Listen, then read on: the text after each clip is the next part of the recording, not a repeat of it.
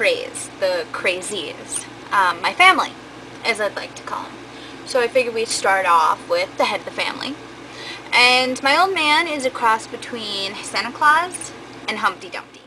He used to, you know, grump a lot less than he does now, and his teeth might clack every single time he chews. His stories are so interwoven with elaborated truths and crazy fiction. A lot of times they appear like fabrications, but the old man has saved me from a bear, me and my mom, from a bear in the Boundary Waters, and he attacked it. You know, I mean, that's pretty crazy. That's a crazy old man right there. He also saved me from the kidnapper when I was a little girl. Came out and just right in the nose, fucked his shit all up.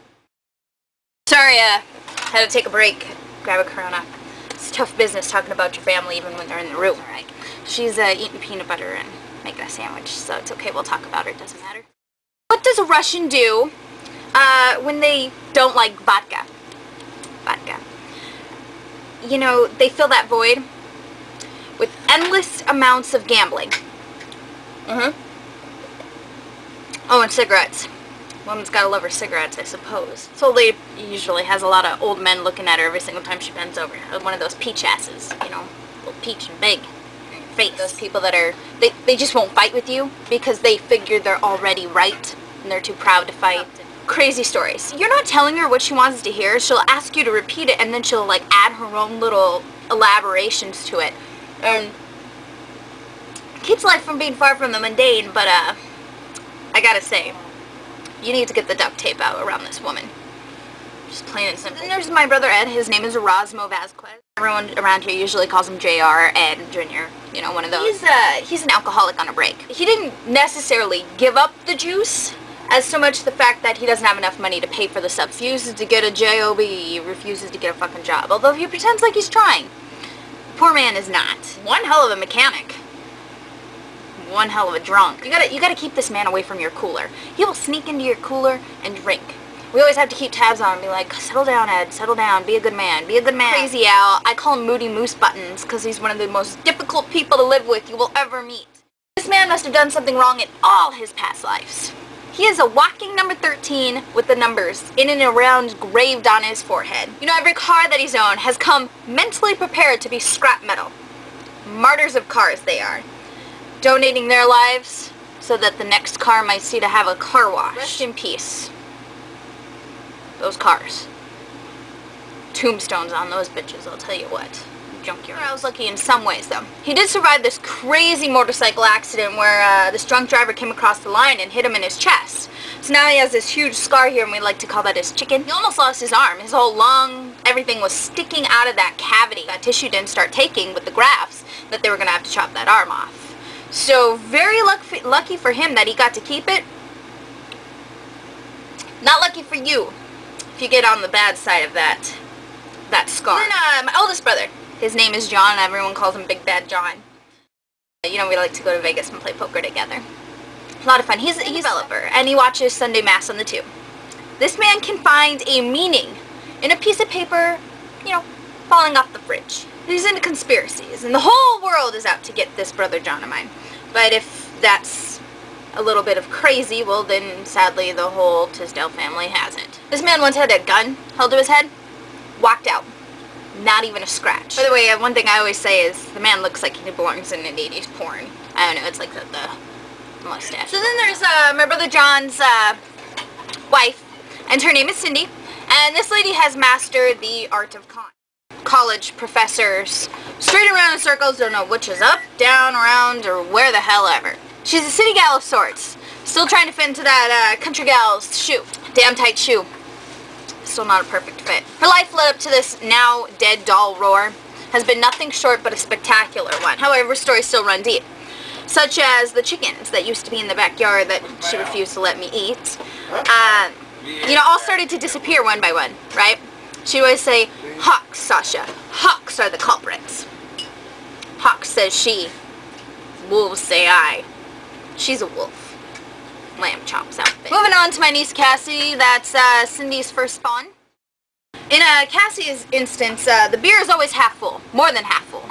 Both those beers that she's double-fisted. Lemon Tree isn't producing lemons, she's heading down south to get her a damn tree that'll produce coconuts. 2 coconuts by a good-looking hillbilly, as a matter of fact. Yep, loving that White Lightning State. And then she headed back up north, bootlegging it up here with her coconuts. Good-looking coconuts. And there's my niece, Callie. That's Cindy's other daughter. There's one thing that can always be said about her. She always moves against the stream. Good thing about her personality. However, if you're giving this lady fried chicken, better make sure it's soul food. Better make sure it's made of the dark meat. She's having a baby too. Then there's Christine. Christine, you know, good women never make it far into history, right? This woman has no dirt on her. She's a soccer mom, and this woman's never caught without graham crackers, without soccer, because her kids are too young. She single-handedly has a job, takes care of her 2 kids, has an apartment, goes to school, and still hangs out with friends. She's like Wonder Woman. Out of all of us Spawn, she's definitely the most put together. Congrats. I can drink a Corona to that one. And then there's Michaela. Michael. John's son. Oh, and Christine's John's daughter. His story is more exactly that. A story. It goes a little something like this. There once was a man named Michael. He lived in a man cave and had a toilet behind a gun shelf. On days when he was feeling festive, he would drink spirit water and go on spirit journeys. His last journey that he just had, entity came into him in the form of Evil Knievel. And Evil Knievel said, "Mike, do as you have done. Mike, do as I have done before you."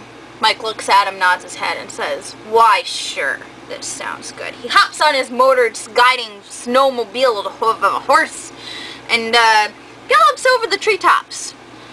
Didn't make such a successful crash landing, but it was a goal well done. He retreated back to the man cave and had some more beer. Yep, whole world is Mike's oyster. Kids. And Jacob.